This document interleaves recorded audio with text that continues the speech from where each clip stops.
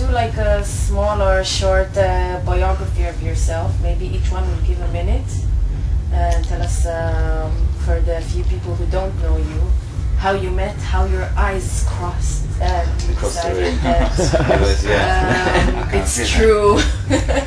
It's I don't know, because it's sort of hard, you know, to decide. Like, let's say most trance artists are one person. How do you decide to be with another person to create music? Well, like a marriage. Love, hate. Where's the dance here? Well, we met during the early pagan parties, didn't we? Yeah. Yeah.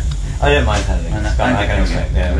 Basically, Mark was running some great events at the time. First of all, the pagan parties, and I heard these really cool parties in London. And apparently, if you really like your trance music and you like your underground party, you go to these events, and they were held in crazy venues around London. No, it was all in London, generally in warehouses or large spaces that they could hire.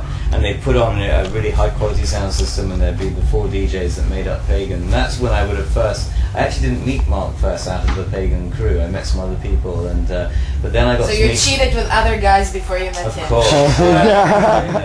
Well, he was Minefield too. Yeah. Minefield Cosmosis. Not Cosmosis. Definitely Minefield. Yeah. But it's got long story. No, but you did work with. You made some tracks with Cosmosis. No? I did one track. One track. Okay. Yeah. Then Mark started doing Return to the Source also, and about this time I started to release some music, and I think Mark heard of that, and then it just seemed very easy, and we hooked up, and Mark had some, money to put into the studio, and I had some enthusiasm. And, so he was the sugar daddy in the whole thing. And I guess in a way I was his bitch. But, let's not go into detail. We don't talk about that now.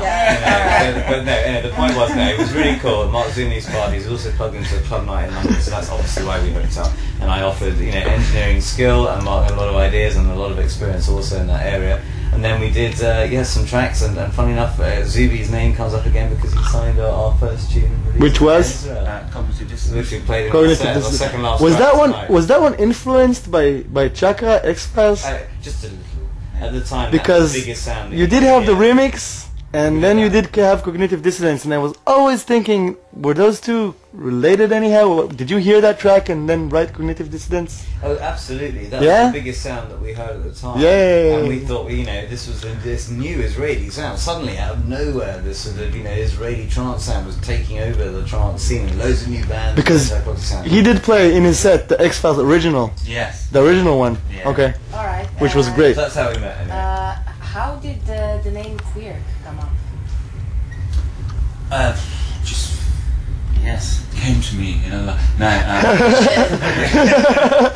it just seems, we're both English eccentric people and quirky. It just seems to sort of fit really. It's just a nice word.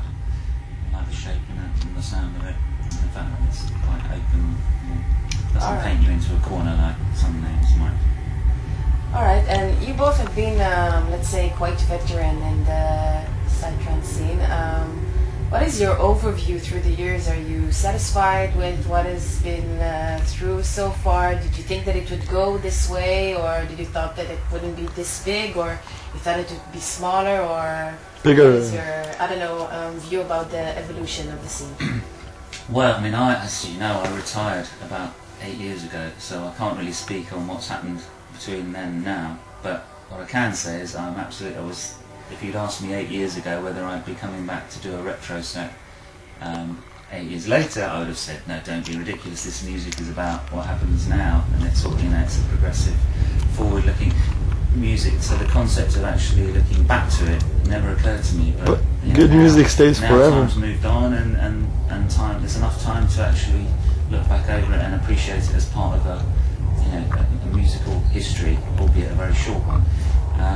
So it's been great fun to come back and revisit the early sounds, but I certainly didn't expect to be doing it. What does it make you feel that that you see 3,000 people digging in the mud?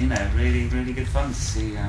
The first time I was booked to do that sort of thing, I thought, well, it's only going to be of interest to people my age who want to have a bit of a nostalgia trip, get a babysitter, or get the mother-in-law in to sort of look after the kids for a bit longer and come and listen to some old tunes. But no, there's a whole new crew isn't there? Young people who are interested in hearing kind of the sounds that led to where we are now.